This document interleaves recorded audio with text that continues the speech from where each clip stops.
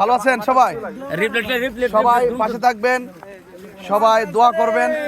আপনাদের পাশে আমি বিগত দিনেও ছিলাম। সনাতন ধর্মীদেরকে নিয়ে আমি সম্প্রীতির লক্ষ্যে কাজ করি না সম্প্রীতির লক্ষ্যে কাজ করি। তো সেই দৃষ্টিকোণ থেকে আপনারা যারা এখানে আছেন, আপনারা অবশ্যই আসন্ন ত্রয়োদশ জাতীয় সংসদ নির্বাচনে মোমবাতি প্রতীকে আমাকে ভোট দিবেন এবং পাশে থাকবেন। আমি যেন আপনাদের হয়ে, আপনাদের পাশে থেকে সুখে দুঃখে নিরাপত্তা নিশ্চিত করে আপনাদের যাবতীয় যে চাহিদাগুলো আছে, সব চাহিদাগুলো পূরণ করে, যে সমস্যাগুলো আছে সেই সমস্যাগুলো সমাধান করে যেন আমি চা শ্রমিকদের কণ্ঠ হয়ে কথা বলি। আমি যেন আপনাদের কণ্ঠগুলোকে হৃদয়ে ধারণ করে সংসদে পৌঁছে দিয়ে আপনাদের যে যত এই যে শিক্ষা, স্বাস্থ্য, খেলাধুলার এবং অবকাঠামোর উন্নয়ন যা আছে সবগুলো যেন আমি যেন স্বতঃস্ফূর্তভাবে যেন আপনাদের পাশে থাকতে পারি। আমি আপনাদের পাশে থাকতে চাই এবং আপনাদেরকে নিয়ে আমি স্বপ্ন দেখি চা শ্রমিকরা সুখে থাকলে দেশবাসী হাসবে। চা শ্রমিকদের কণ্ঠ আমাদের হৃদয়কে নাড়া দিয়েছে। আশা করি আপনাদের যাবতীয় সমস্যাগুলো আমরা ইনশাল্লাহ যদি অপার কৃপায় দয়া হয় আমি সমাধান করি। তবে একটি কথা বলে দিয়ে যায়, খেলাধুলা খুবই গুরুত্বপূর্ণ, খেলাধুলা খুবই উপকার। আপনারা খেলাধুলা করবেন। খেলাধুলা করলে শরীর যেমন টেকসই থাকে, মেধাও ভালো থাকে। খেলাধুলা করলে মেধা এত স্বতঃস্ফূর্ত থাকে, ইচ্ছা করলে তাকে কেউ বিপথে নিতে পারে না। বুঝতে পেরেছো? কেউ ক্ষতির দিকে ধাবিত করতে পারে না। সবাই ভালো থাকবেন আর আমার জন্য দোয়া করবেন।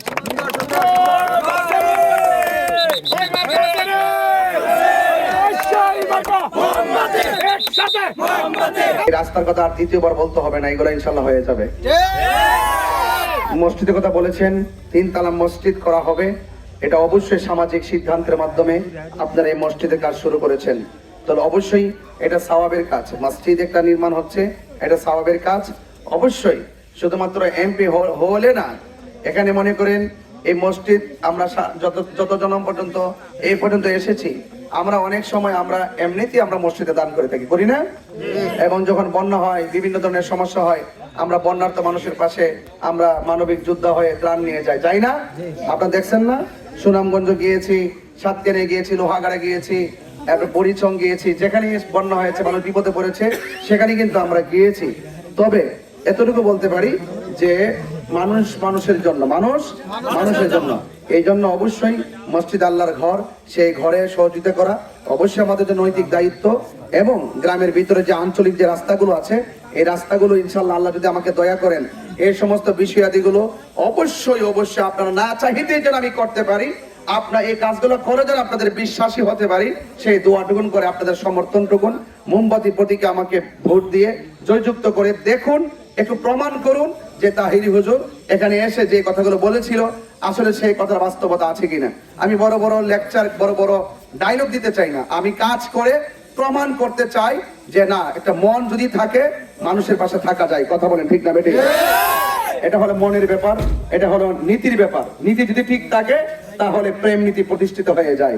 এই জন্য আপনারা সবাই আমার জন্য দোয়া করবেন এবং আমার জন্য মোমবাতির প্রতীকে সমর্থন দিয়ে শুধু আপনাদের পাশে মানবিকে থাকার সুযোগটা করে দেন, যেন এই এলাকার চিত্র যেন বদলে দিতে পারি, চেঞ্জ করে দিতে পারি। যেন আপনারাই বলেন যে না, কথা বলেছেন উন্নয়নের ক্ষেত্রে, কথা বলছেন কম, কাজ করছে বেশি, এটি আমাদের দরকার। কথা কন ঠিক না?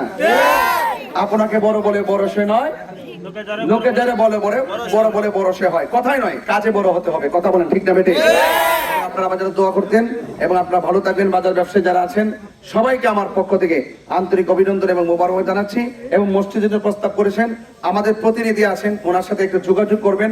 যেহেতু আমি একজন জনপ্রতিনিধি, এই প্রতিনিধির অনেক ধরনের কিছু বিষয়াদি থাকে, এজন্য আমি হয়তো বা মাইক দিয়ে কিছু না বললাম। আপনারা আমাদের প্রতিনিধির সাথে যোগাযোগ রাখবেন।